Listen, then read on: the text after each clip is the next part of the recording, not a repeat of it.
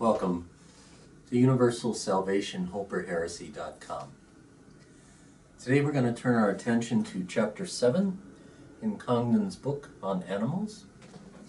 This chapter is entitled The Shape of Redeemed Living, and the emphasis and focus of our attention today is going to be on that word, the shape.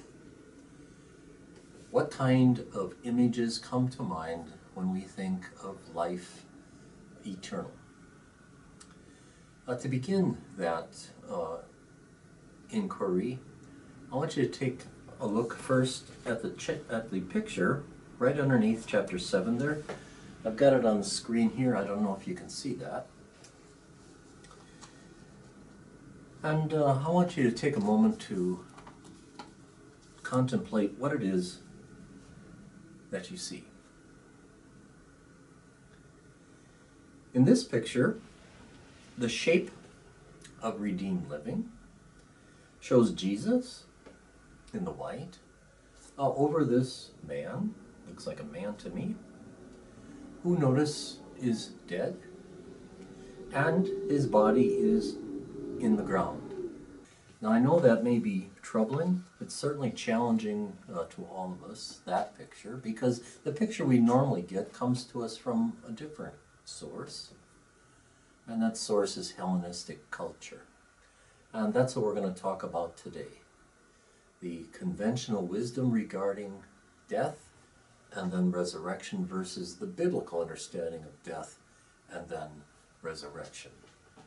Page 1, next to the picture of Jesus raising this man from the dead, you'll see next to the theme, we believe in the resurrection of the body and the life everlasting. That comes from the Apostles' Creed. There are very few things that all Christian denominations agree upon, but this is one of them. The Apostles' Creed, along with the Nicene and Athanasian creeds, contain statements of faith that all people at all times in all places have believed as Christians. In other words, the idea of the resurrection of the dead unto life everlasting is a basic teaching that all Christians share in common. This is not something that is disputed. And there's a couple of words there that I put in capitals that are key to a biblical understanding of that confession of faith. The first is resurrection, notice, of the body. That's what we're trying to depict in that picture. It's not the resurrection of the soul, but it's the resurrection of the body. Because what God made in the beginning, which he designated as good and very good, God is going to reclaim. The resurrection of the body and the life. So life will be in the body, not in the soul, but in the body, and it will be everlasting. That's an important distinction, everlasting from immortal. What we're going to look at in a moment is the Gnostic heresy that the body is simply like a peanut shell. It contains that which is most important, the peanut itself. And so the body contains that which is more important, that is the soul.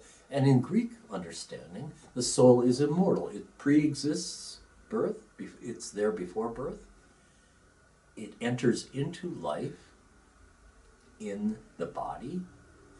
But then once the body is disposed of, death, it lives on in eternity. We believe in life everlasting, a life in our body which continues after it is raised from the dead. So let's look at this, what's called Gnostic heresy. Gnostic is just a Greek word that means knowledge. And from the Gnostic point of view, what really matters is your understanding, your persona, your soul. That the soul is immortal and that the body is not.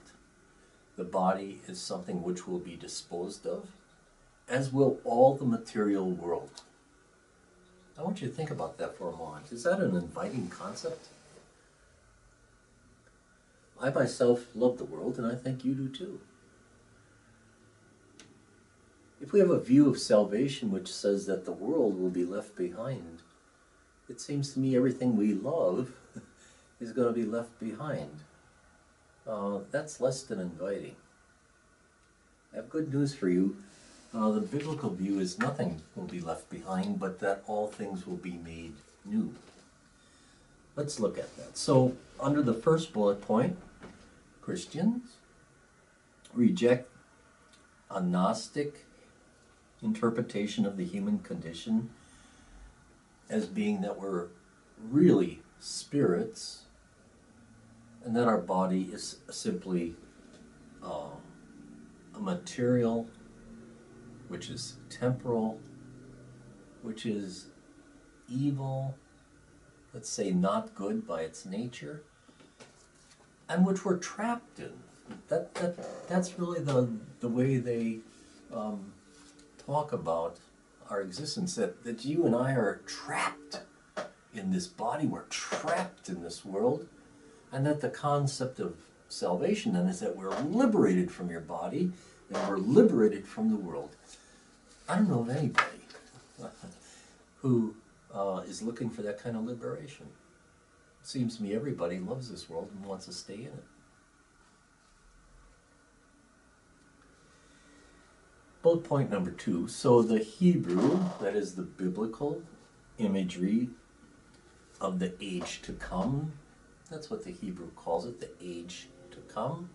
That's comparable to what people mean when they talk about heaven, the life to come, associates with the reclamation of life on planet Earth. Yeah, you heard me right. The Hebrew, what Christians call the Old Testament view, is that salvation is the reclamation of the entire world. In fact, the entire cosmos and everything that's in it. Well, let's look for some evidence of that from the Hebrew Bible.